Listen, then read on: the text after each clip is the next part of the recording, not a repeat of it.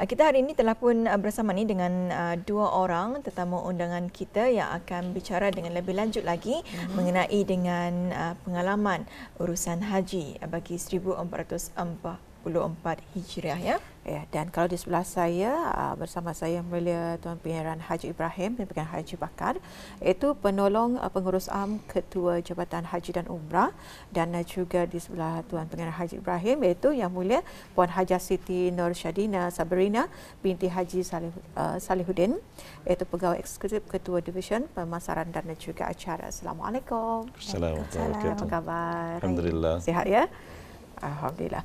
Jadi inilah yang akan kita bawakan ya. Setiap ada penonton yang bersama kami, kita ingin mengetahui apakah antara pengalaman urusan haji, kita ingin mengetahui bagi para jemaah haji dengan tugasan mereka yang dipertanggungjawabkan dan sebagainya. Tapi pengurusan inilah ini merupakan satu tugas yang mungkin berat ataupun mungkin di sebaliknya, ataupun apakah antara perancangan mereka lebih awal untuk memudahkan semua urusan mereka, khususnya para jemaah haji yang ada ketika itu. Jadi inilah akan kita bawakan untuk mengenal lebih dekat lagi, membicarakan dengan jelas mengenai pengalaman urusan haji 1444 Hijriah. Jadi Tuan, mungkin Tuan boleh menceritakan sebagai mukadimah pengalaman urusan haji tahun 1444 Hijriah ini. Okey, terima kasih. Alhamdulillah, terlebih dulu bagi pihak Darussalam Services dan Berhad ucapkan terima kasih Pak RTB kerana bagi kesempatan saya mengungsikan sedikit pengalaman sepanjang berada di Tanah Suci bagi musim haji 1444 2023 Masehi.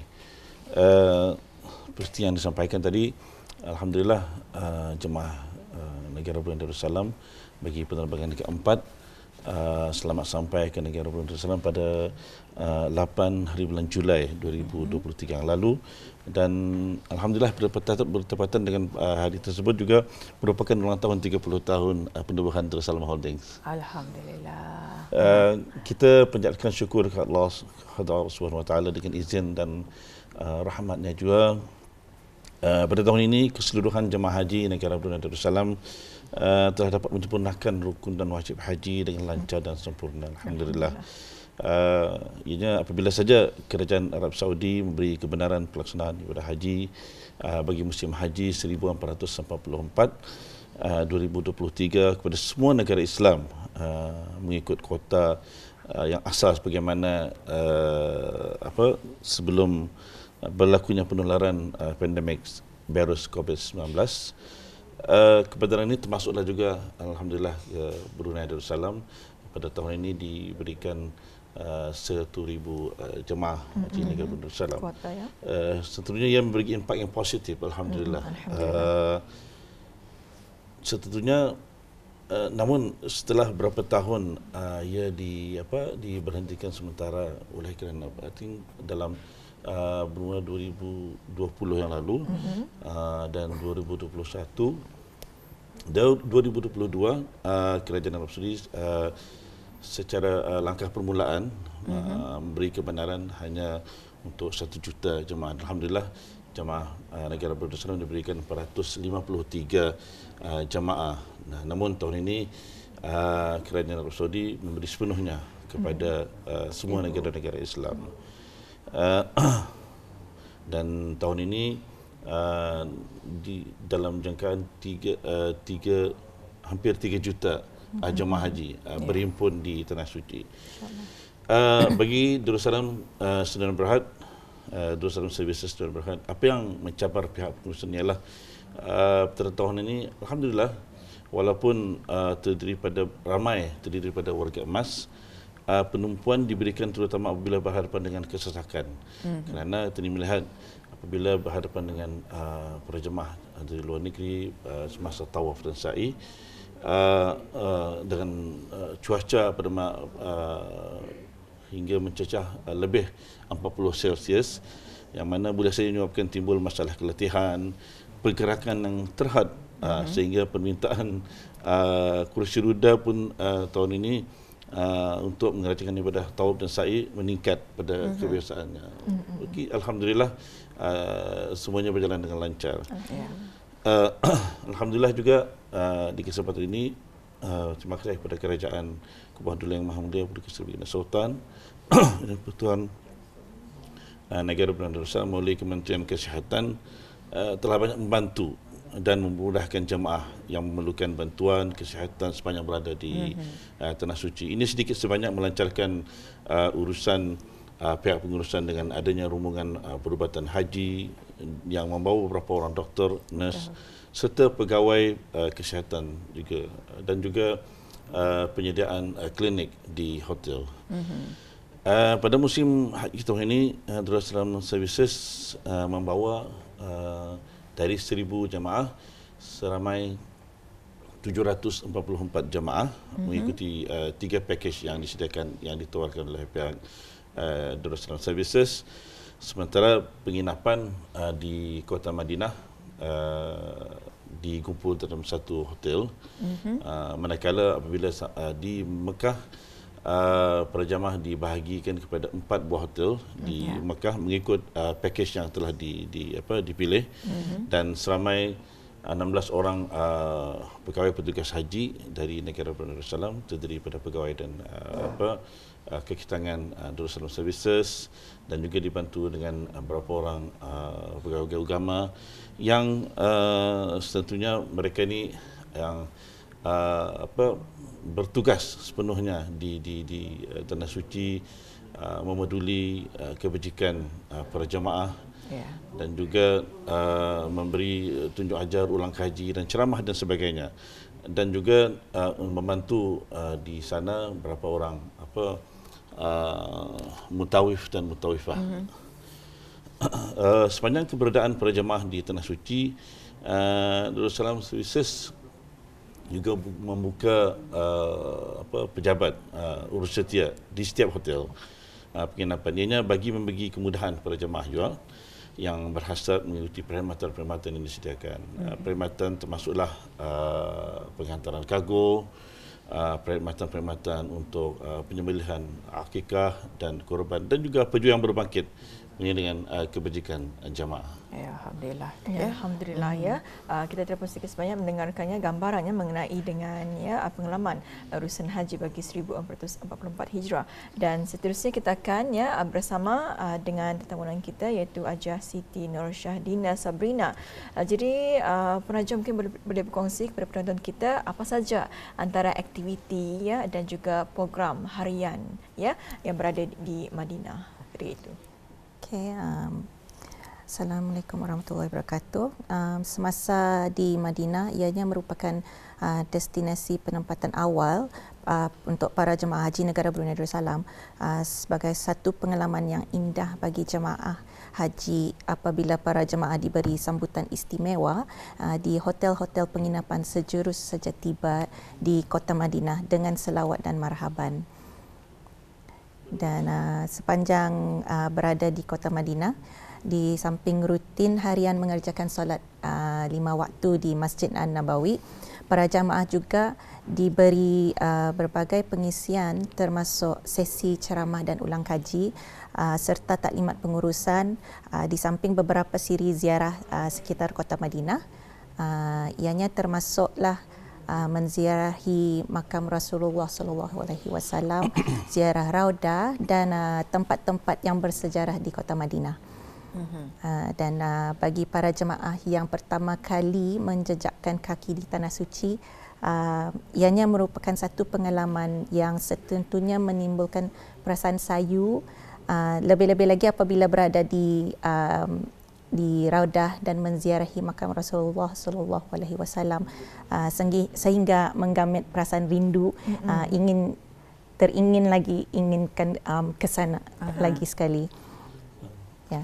Okey, kalau kita lihat ada juga gambar-gambar sebenarnya yang disertakan antara aktiviti-aktiviti yang dilaksanakan semasa berada di Madinah dan juga di Mekah. Mungkin boleh ditambah lagi dengan aktiviti-aktiviti yang berlangsung dalam program harian ketika berada di sana ni, macam mana? Seperti yang dijelaskan oleh tadi Puan Hajah tadi dengan keberadaan jemaah di Kota Madinah, seperti yang dilihatkan dalam gambar tadi ini, semasa para jemaah melalui untuk bersedia untuk ziarah makam Rasulullah dan Raudah. Jadi sebenarnya banyak kenangan dan pengalaman bukan saja di para jamaah, malah pihak pengurusan sendiri. Namun pada setiap tahun dia memang berbeza dengan pengalaman-pengalaman.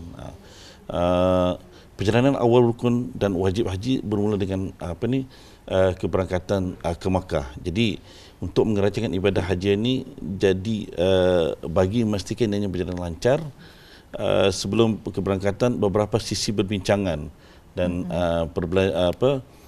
penyelarasan dengan pihak maktab di Madinah, maktab yang khusus bagi memaduli jemaah haji Asia Tenggara, dan ianya termasuklah penyelarasan bas, pasport jemaah mengikut jadual keberangkatan yang telah diaturkan oleh pihak maktab. Pada tahun ini jemaah haji negara Brunei mula berangkat ke Makkah pada 25 hingga dan 26 Zulkaidah 1444. Alhamdulillah, walaupun perjalanan ke Kota Makkah itu mengambil masa hingga 6 jam, kelihatan sekarang para jemaah sudah bersedia memakai kain ihram untuk mula berangkat ke Makkah. Perjalanan ini memakan masa 6 jam. Namun apa yang menjadi cabaran pihak pengurusan ialah memastikan para jemaah keselamatan para jemaah sehingga sampai ke destinasi itu Makkah Mukarramah. Dan pada tahun ini walaupun ada antara jemaah yang mengalami sakit dalam perjalanan, namun alhamdulillah dapat diatasi dengan bantuan pihak biasa, dengan bantuan medical team yang bertugas memantau perjalanan para jemaah haji hingga sampai ke destinasi, alhamdulillah. Okey. Alhamdulillah ya, dan mungkin banyak lagi yang ingin dikongsikan. Itu baru dalam perjalanan itu. Mengambil masa 6 jam. Jadi bila sudah sampai, ianya disambut dan pegawai-pegawai haji pun sudah ada bagi pegawai-pegawai yang bertugaslah untuk sama-sama memastikan apa jua antara yang aktiviti yang dilaksanakan akan berjalan dengan lancar khususnya para jemaah haji. Ya, mungkin ada lagi yang ingin ditambah ni pengalaman semasa berada di sana. Okey, alhamdulillah.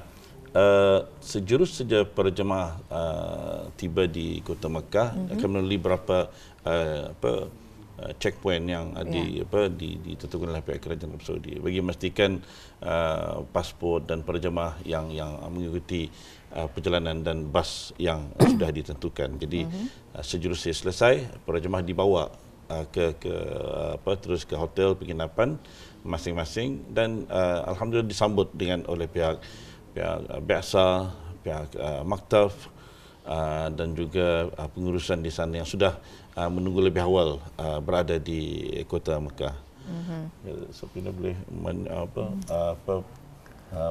menyambung sedikit? Okay, semasa berada di Kota Makkah, berbagai aktiviti telah diaturkan juga oleh pihak pengurusan, namun ianya berbeza sedikit daripada semasa di Madinah sebab para jemaah berada di Makkah lebih lama sikitlah.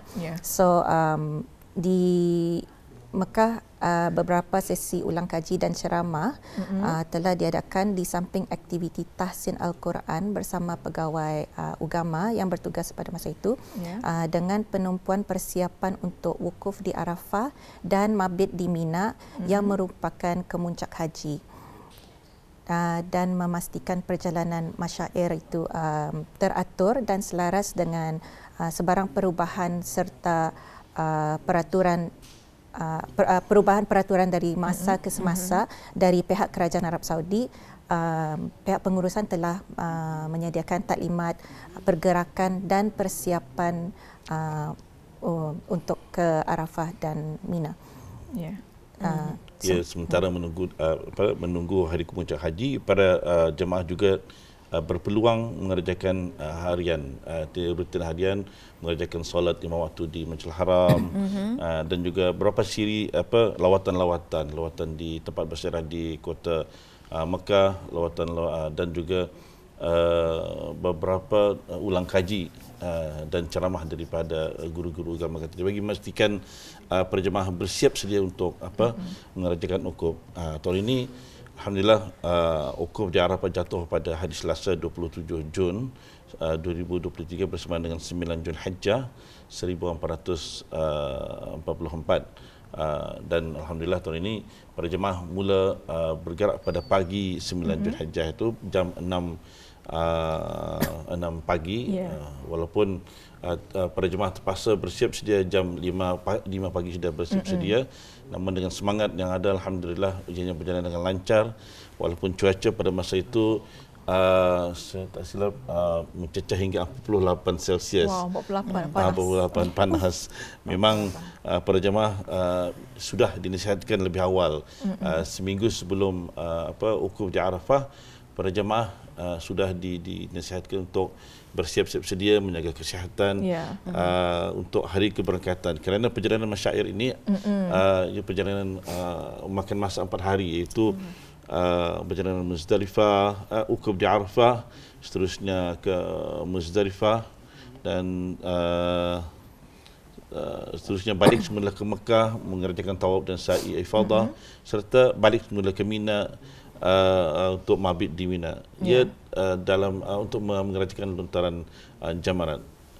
Kesemuanya dalam 4 hari. Jadi memang letih dan juga memang dikata dalam cuaca yang panas itu. Dan kalau tadi ada tuan mengatakan pasal waktu sa'i itu, kalau macam biasanya tidak banyak menggunakan kerusi roda tu.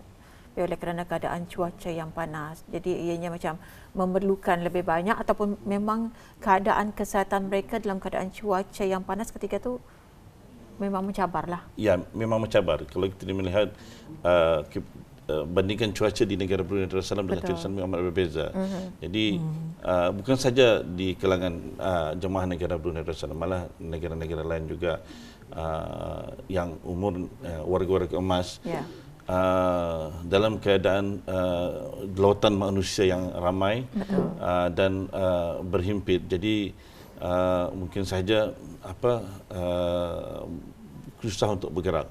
Jadi lebih mudah menggunakan kursi roda dan pendorong. Dan itu yang berlaku pada tahun ini melebihi daripada jangkaan kebiasaan yang disediakan. Alhamdulillah dapat diatur dalam masa yang singkat, alhamdulillah. Itu bagi para jemaah haji kita. Tapi bagaimana dengan pegawai-pegawai yang ditugaskan? Kerana dalam tugasan bis kita, dalam bis kita melaksanakan ibadah haji juga, jadi package kan. Jadi kesihatan bis kita juga mesti terjamin. Jadi bagaimana bis kita mengimbangi dengan cabaran macam ni? Alhamdulillah tahun ini pegawai-pegawai masya-Allah juga dinasihatkan untuk menjaga kesihatan dan waktu-waktu bekerja pun diberi ruang untuk berehat. Artinya dari sebelah pagi hingga jam 6:30 petang, jadi sebelah malam untuk ruang untuk para pegawai berehat. Jadi di sana, kecuali ada perkara-perkara yang memerlukan emergency ataupun memerlukan kecemasan, tidak semua yang akan bergerak. Ada 2-3 pegawai yang bertugas. Jadi di situ kerjasama antara pegawai itu perlu antara untuk menjaga keperluan para jemaah. Ya, alhamdulillah. Jadi tuan dan juga Puan Najwa, kita berbaki 4 minit saja lagi ni. Mungkin boleh membuat kesimpulan dan mempadatkannya. Mungkin ada tambahan lagi yang ingin dikongsikan kepada penonton kita, silakan. Okey. Kalau kita melihat haji ini memang wukuf Arafah, Mina dan itu adalah kemuncak haji. Namun persiapan awal mesti ada di kalangan para jemaah. Persiapan fizikal, persiapan mental dan juga spiritual. Jadi pihak pengurusan memang dari awal mengadakan taklimat di Brunei dan juga menasihatkan para jemaah bersedia untuk perkara-perkara ini yang berbangkit, termasuklah persediaan untuk dengan cuaca dan juga persiapan menghadapi dengan keramaian jutaan manusia. Semasa juga khususnya semasa mengerjakan berada di Mina, semasa melakukan melontar jamarat di sana pun para jemaah memerlukan tenaga untuk bergerak dan juga mengerjakan lontaran-lontaran tersebut. Tapi alhamdulillah pihak kerajaan Arab Saudi menyediakan facilities yang masya-Allah ini kita ni memudahkan para jemaah walaupun dalam keadaan sesak tapi masih lagi dapat bergerak dengan mengikut arahan dari semasa ke semasa. Jadi mungkin akhirnya ya Puan Hajah Siti Nur Syadina boleh menjelaskan dengan kesimpulan dalam pengalaman BIS kita khususnya urusan haji pada tahun 1444 ini.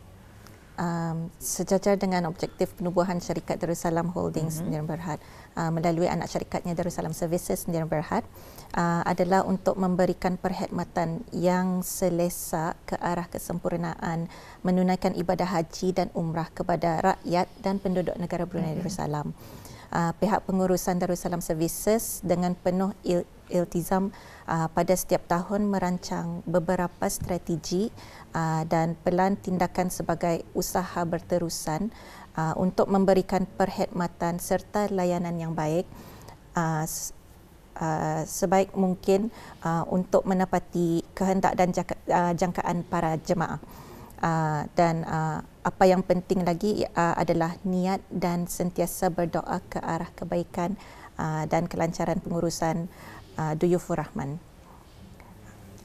Saya mungkin mengambil kesempatan pada sebelum menutup ini untuk mengucapkan terima kasih sekali lagi kepada pihak RTB atas kesempatan pada pagi ini, juga kepada semua pihak yang bertungkus lumus sama ada bertugas di negara Brunei Darussalam, bertugas di Tanah Suci sepanjang musim haji itu, sehingga perjalanan haji pada tahun ini lancar. Hanya Allah sahaja yang dapat membalas jasa BIS kita. Pada semua para jemaah haji, pihak pengurusan juga ingin memohon maaf jika ada sebarang kekurangan sepanjang musim haji pada tahun ini, dan insya-Allah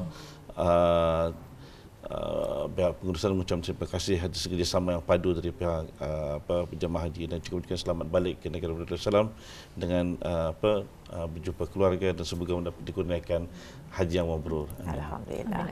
Telah antara penjelasan ya pengalaman urusan haji 1444 Hijrah. Jadi ribuan terima kasih kami ucapkan kepada Tuan Pengarah Haji Ibrahim, Pengarah Haji Abu Bakar, Pengarah Haji Bakar maksud saya, dan juga Puan Hajah Siti Nur Syadina Sabrina binti Haji Salihuddin dengan penjelasan yang telah pun disampaikan sebentar tadi. Terima kasih. Assalamualaikum. Waalaikumsalam.